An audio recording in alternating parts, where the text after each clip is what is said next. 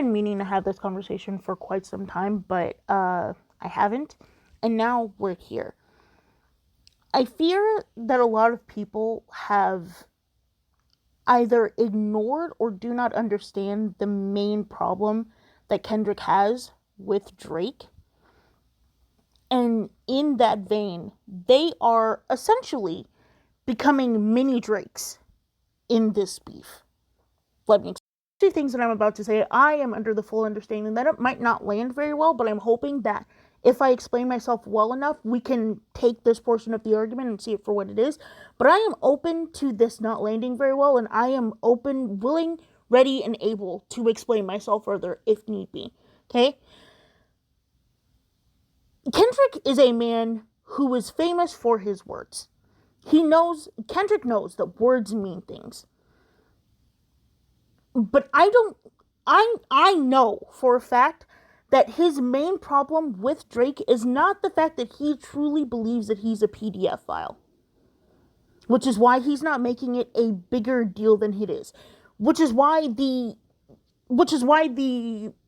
sex pest allegations are simply like throwaway lines. They're laughing lines. They're lines to make people go, "Oh my god." They're not the main conceit of the problem that Kendrick has with Drake.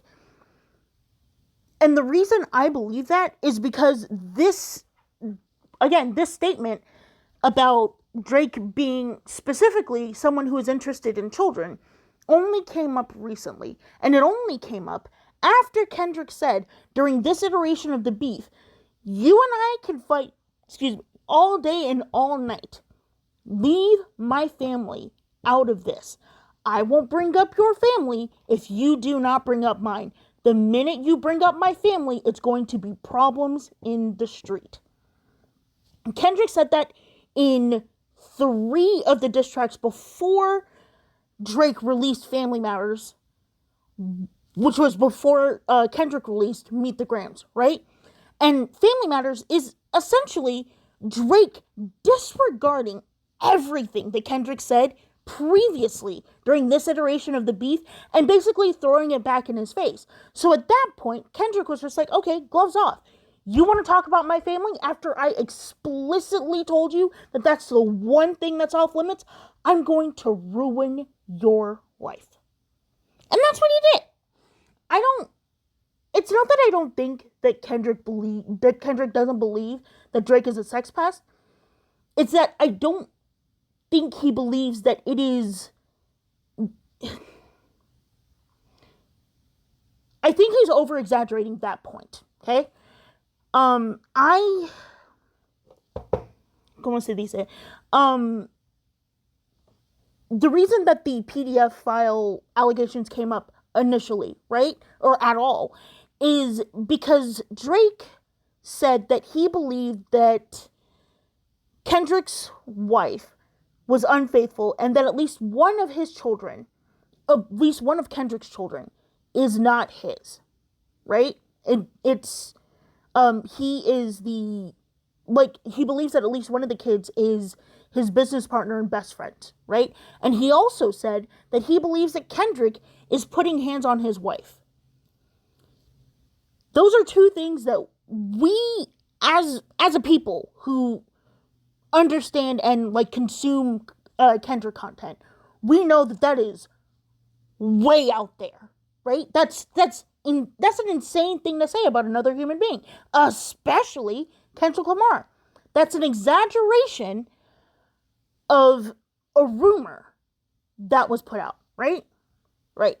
So Kendrick over-exaggerated on his own as well by calling Drake a PDF file. But that's not the main argument that Kendrick has with Drake. The main problem that Kendrick has with Drake is the fact that he is a visitor within Black American culture, and he behaves as if he's been doing this all his life. Drake, behaves like he's a pioneer. He behaves as if he doesn't have to give credit to the people who made him the artist that he is. And that's the problem that Kendrick has with Drake. And now, the reason that is interesting to me is because I have seen at least 3 videos, right? Of people using the audio from the Super Bowl halftime show. Basically doing the thing that Kendrick was accusing Drake of doing throughout his entire music career, which was taking something that was culturally significant, washing away the cultural significance of it, and then donning it like a cheaply made suit. 3 of the videos that I've seen were people taking the audio and basically, like, 2 of the videos that I saw were people in weddings, and they were doing the cake ball change that Kendrick did during Not Like Us. And the way that they did it was so soulless that it was just like there are so many songs that would have meant more to you if you did it. It doesn't make any sense for you to use this particular audio to do this particular thing unless you were trying to go viral. And why would you want to go viral for this thing? What is the... They did it simply because it was the popular thing to do, but it doesn't make sense for you to do it because your heart's not in it. So what was the point? And like, I just wonder if there was a part of them that knew why they decided that this was the audio that they wanted to use, as opposed to something that was more closely related to them and something that they would want to do. For example, right?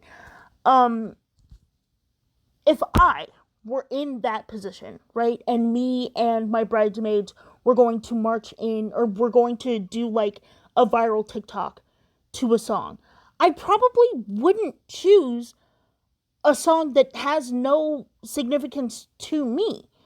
I would use something that is close to me, or something that me and my girls are like closely attached to, and we would use that. Or if I insisted on doing that viral sound, I'd at least look like I was enjoying myself while doing it.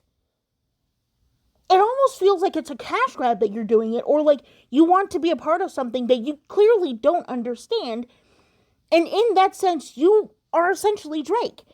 You are taking something and you are putting it on, and you are not entirely sure why you want to do it. And I just find it fascinating that that portion of the beef, that part of the argument, has gotten lost. And the only thing that most of us can focus on is the fact that we know that Drake is a sex pest.